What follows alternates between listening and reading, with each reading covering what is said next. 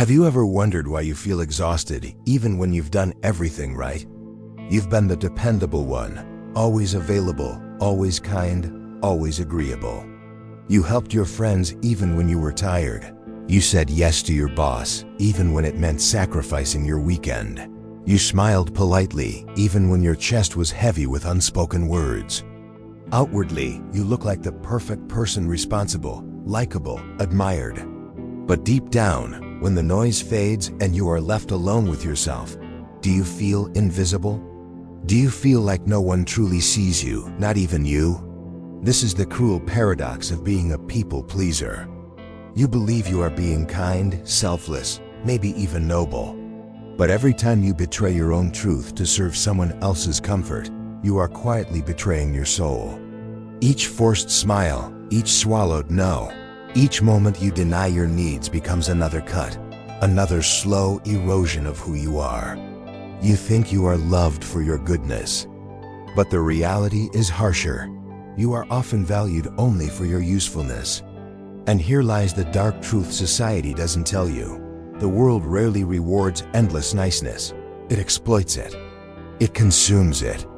Your willingness to always give, to always bend, to never confront, becomes a tool for others to take more. And in exchange, you are left with emptiness, resentment, and a haunting sense that your life is not really your own. Carl Jung once said that the greatest tragedy is to live a life that is not truly yours. That is the silent fate of those who live only to please. Behind the persona of the good one hides an exhausted self longing to be free. So let me ask you again, how much of your life is truly yours, and how much has been sacrificed on the altar of pleasing everyone else? Before we dive deeper, I want to pause for just a second. If these words are already resonating with you, if you feel that something inside you is waking up, then don't let this be the last time. Hit the like button, subscribe to the channel, and make sure you turn on the notification bell. That way, you'll be the very first to know when I release the next video, filled with insights designed to challenge, inspire, and transform the way you see yourself and the world. If you live in America, you know exactly what this feels like. From an early age, you're trained to be agreeable. You're taught to keep the peace, to be polite, to smile even when you don't feel like smiling. At school, the good kids are praised not for their authenticity, but for their compliance. At work, you're expected to wear the mask of positivity no matter what's happening inside. And in everyday life, the rule is unspoken but clear: don't make anyone uncomfortable. This is what I call the tyranny of the customer service smile. You've seen it, maybe you've lived it. That cheerful expression that says, "I'm fine, everything's fine," while inside your chest is a storm of exhaustion, resentment, and loneliness. It's the smile baristas are forced to wear when customers yell at them. It's the smile retail workers keep plastered on their faces while managers pile on more tasks. It is the smile you give in meetings when your boss hands you one more responsibility you can possibly manage. And it's the same smile you wear at home, with family or friends, pretending you're okay because you don't want to burden anyone with your truth. But behind that constant performance lies a heavy cost. Slowly, silently, the pressure to always be nice begins to hollow you out. You start noticing it in your body, the tightness in your chest, the tension in your jaw, the fatigue that no amount of sleep can cure.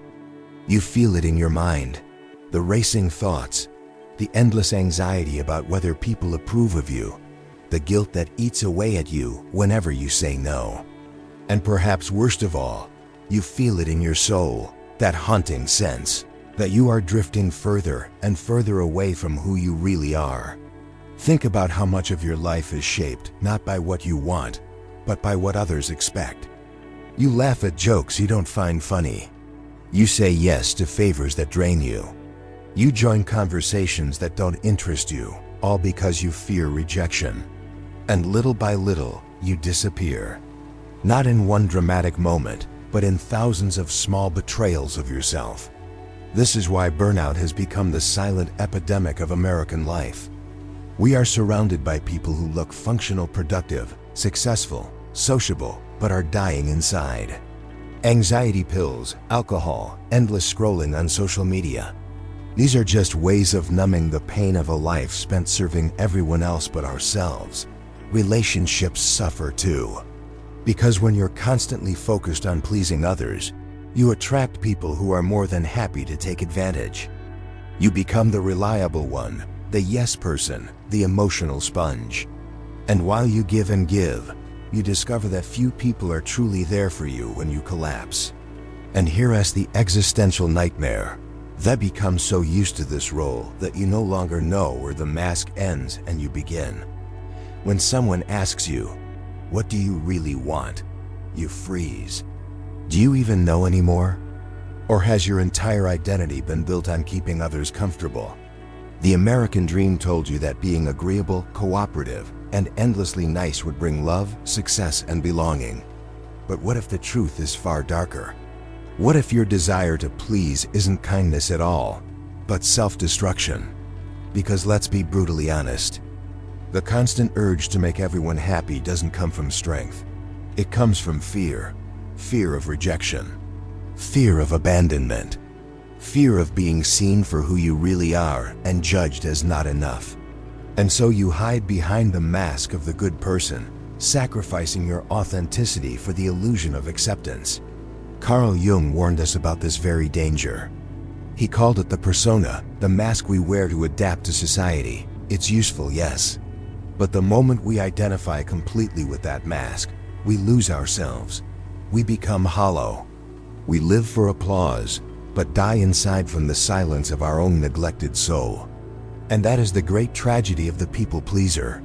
So I'll ask you again, how much of your smiling, nodding, and agreeing is truly kindness? And how much of it is slow spiritual suicide? When you are trapped in the endless cycle of pleasing others, it feels almost impossible to escape. You might tell yourself, "This is just who I am. I'm a kind person. I care about others." But what if that voice you call kindness is not your true self at all? What if it is a mask one, carefully constructed over years of conditioning, culture, and fear? This is where Carl Jung becomes essential. Jung introduced the concept of the persona, the social mask we wear to function in society. It's the face you put on at work, at school, at family gatherings. It allows you to fit in, to be accepted, to survive. But Jung warned that the danger comes when you begin to mistake this mask for who you really are. When you identify so completely with your persona, your authentic self becomes buried, forgotten, exiled to the shadows of your psyche. And the more you feed the persona, the more hollow you become inside. Think about it. How many times have you acted differently at work than with your friends? How many times have you pretended to agree just to avoid conflict? How many times have you forced a smile when you were dying inside? Each of these moments is the persona in action. Useful? Yes, but deadly when you confuse it with your essence. Because a mask can earn you compliments, but it cannot nourish your soul. And this is where Jung's wisdom pierces through the illusion. He insisted that true healing requires individuation, the process of reclaiming the parts of yourself you have buried under masks of niceness and compliance. Individuation is not about becoming rude or selfish. It is about becoming whole.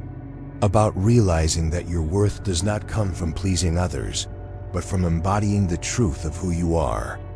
But Jung wasn't the only one to expose this hidden trap. Long before, another thinker dared to say something society still doesn't want to hear: Niccolò Machiavelli. To this day, people demonize him, painting him as ruthless or cruel. But if you read him carefully, you'll see something shocking. Machiavelli wasn't celebrating evil, he was describing reality. He saw with brutal clarity that the world does not reward the good, it rewards the strategic. And isn't this exactly what you've experienced? You try to be endlessly kind, endlessly giving, endlessly understanding, and yet you're overlooked, undervalued, and sometimes outright disrespected. Meanwhile, those who know how to set boundaries, to say no, to play strategically, those are the people who rise. It may feel unfair, but Machiavelli would say it's simply the truth. Morality detached from reality is a trap. If you only strive to be good without understanding the dynamics of power, you become predictable, manipulable, discardable. Machiavelli reminds us that being endlessly nice is not the same as being respected. A leader, he argued, must sometimes choose to be feared rather than loved, because true respect comes from strength, not compliance. And while you may not be ruling a kingdom, the same principle applies to your life. If you continue trying to please everyone, you will always be seen as useful, but never as powerful. And without power, without the ability to stand in your own truth, your soul withers. Now enter Friedrich Nietzsche, the philosopher who dared to call out the deepest weakness of human beings, the herd mentality. He saw how most people live not according to their own values, but according to the expectations of the crowd. They seek approval, applause, validation. They want to be seen as good, as moral, as accepted. But Nietzsche was merciless in his analysis. To him, living for approval is not living at all, it is slavery. He called it herd morality. Think about social media today. Isn't it a perfect example of Nietzsche's herd? Millions of people curating their lives for likes, shaping their identities around what the crowd approves of.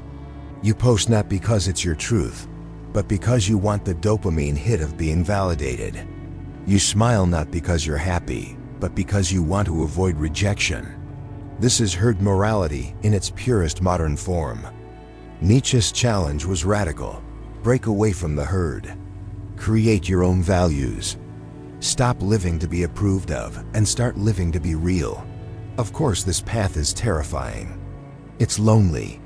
It requires courage to stand apart, to endure criticism, to face rejection. But Nietzsche insisted that only through this separation from the herd can you give birth to what he called the Bermensch, the higher self, the fully realized human being who creates meaning rather than consumes it. When we bring these three thinkers together, Jung, Machiavelli, and Nietzsche, we see a brutal but liberating picture. Jung shows us the mask we've mistaken for ourselves. Machiavelli shows us the reality that the world respects strategy, not blind kindness. And Nietzsche pushes us to abandon the desperate chase for approval and instead create a life rooted in authenticity and strength. So ask yourself now, which life are you really living? Are you living as a mask, a tool for others, a compliant member of the herd? Or are you ready to step into the frightening, liberating task of becoming yourself? Because the philosophers are clear, if you continue down the path of pleasing everyone, you will lose yourself. But if you dare to face the truth, you may finally begin to live.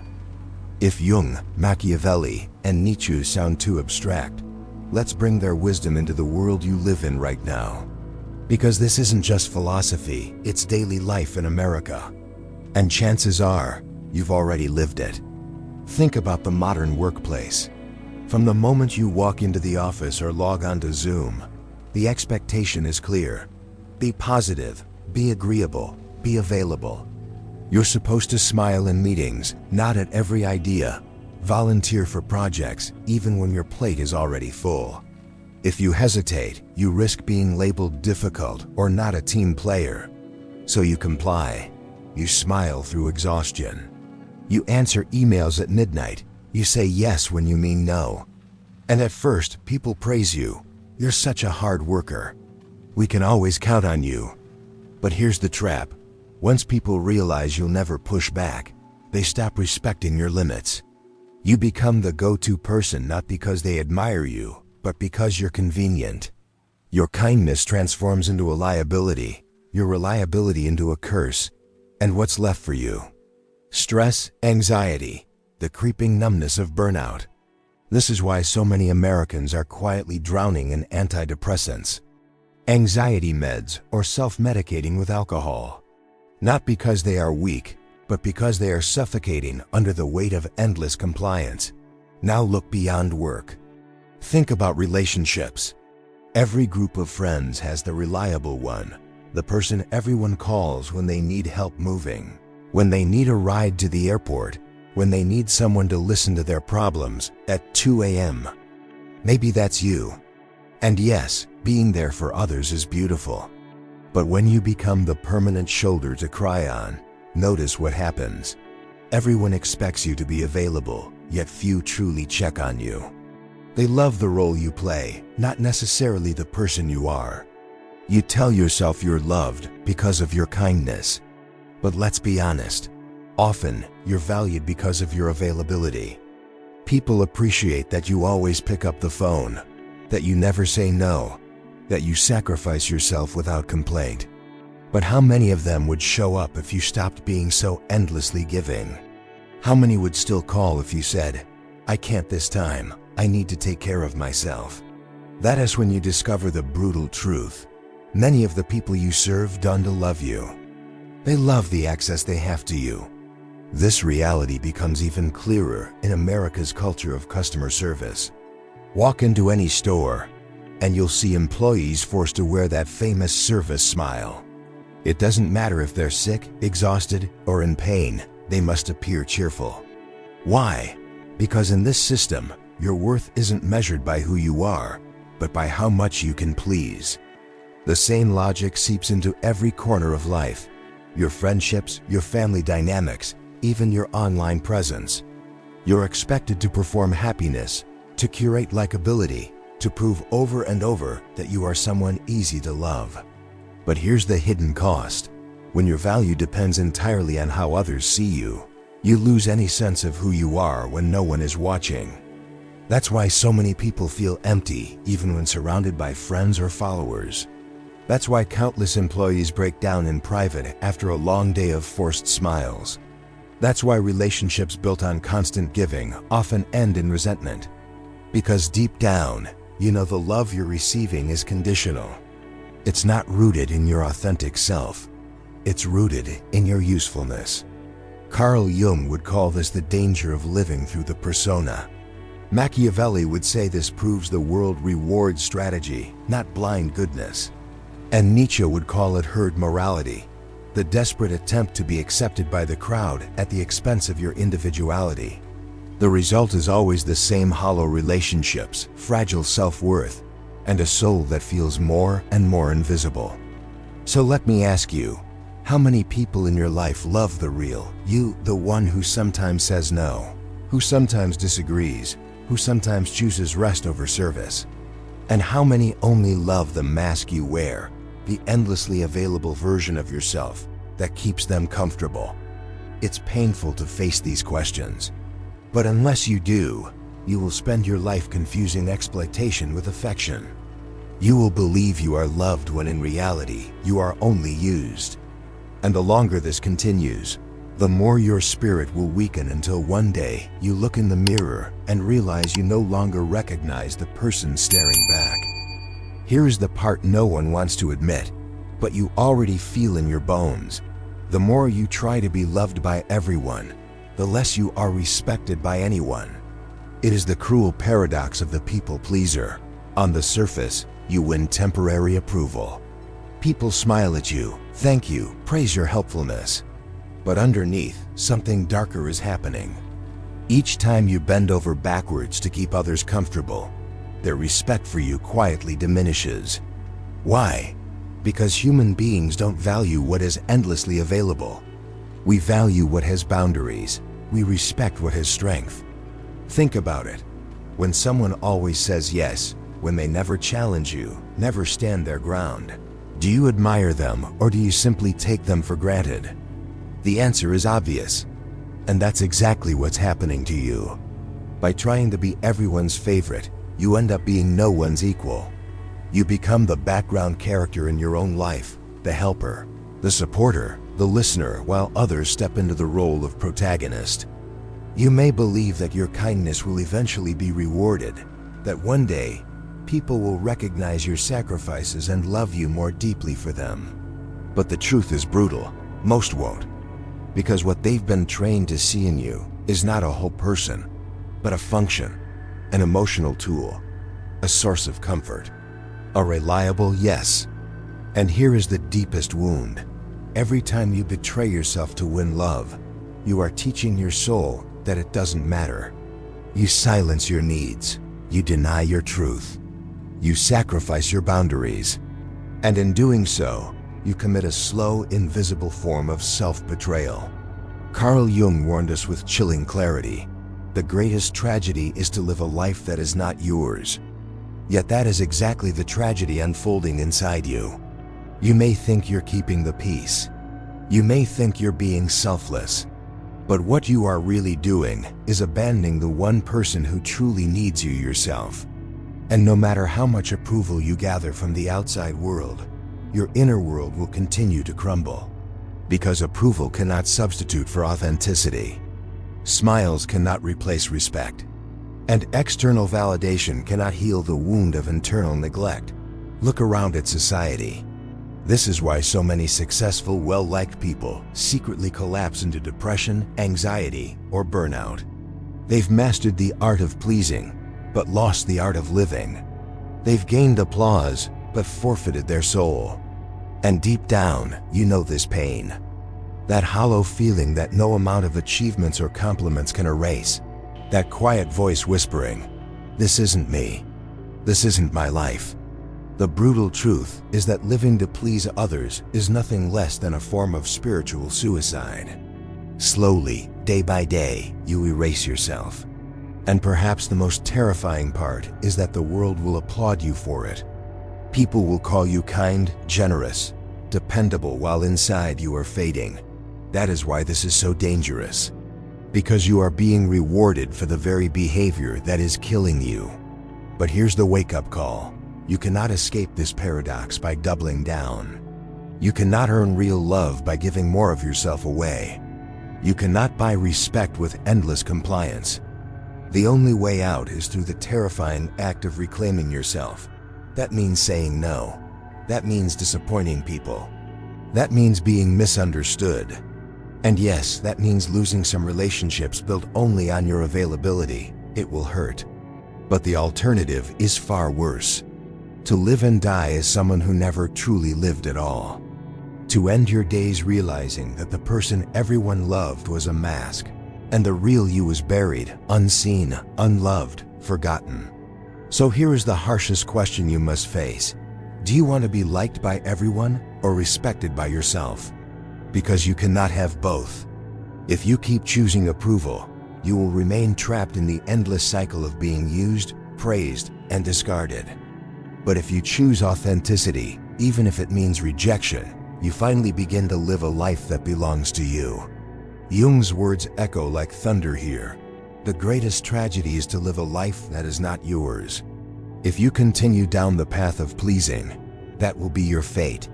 But if you have the courage to step off it, even at the cost of comfort, you will discover something you have never truly known before: freedom. Let's strip away the illusions once and for all. Refusing to be a people pleaser does not make you selfish. It does not make you cruel. It does not mean you have stopped caring about others. What it truly means is that, for the first time, you are beginning to care about yourself. And that is not selfishness, it is sanity.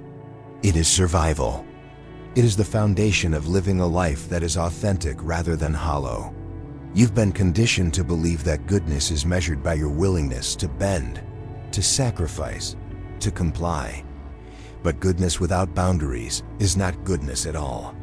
It is self-abandonment dressed up as virtue. And if you continue down that path, you will keep betraying yourself until there is nothing left. That is why the first step toward freedom is radical but simple. The courage to say no. Think about it. When you say no to others, you are saying yes to your soul. When you set boundaries, you are not pushing people away. You are drawing a line that says, "This is where I end and where you begin. This is who I am, and I will not trade it for your approval." That is the beginning of authenticity. That is the beginning of respect. Because here is the truth you must remember. Your soul doesn't want you to be nice. It wants you to be real. The world has enough polite masks, enough hollow smiles, enough people who go through the motions. What the world desperately needs, what you desperately need, is the raw, unfiltered, unapologetic version of yourself. The one who can stand tall even when misunderstood. The one who can say no without guilt. The one who dares to live a life that feels like truth, not performance. And yes, this will cost you. Some people will leave. Some will accuse you of changing, of being selfish, of no longer being the same. But let's be honest. If their love depended on your silence, on your compliance, on your willingness to erase yourself, was it ever love at all? Let them go. Because the relationships that matter, the ones that will nourish your soul, are the ones where you can be fully you without apology. Carl Jung once said, "The privilege of a lifetime is to become who you truly are. That privilege is waiting for you. But you cannot reach it by continuing to betray yourself for temporary approval. You reach it by daring to step into your own truth, even when it terrifies you."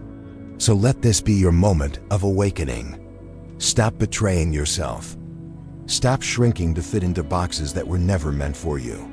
Stop giving away your time, your energy, your soul to people who only love you for what you provide.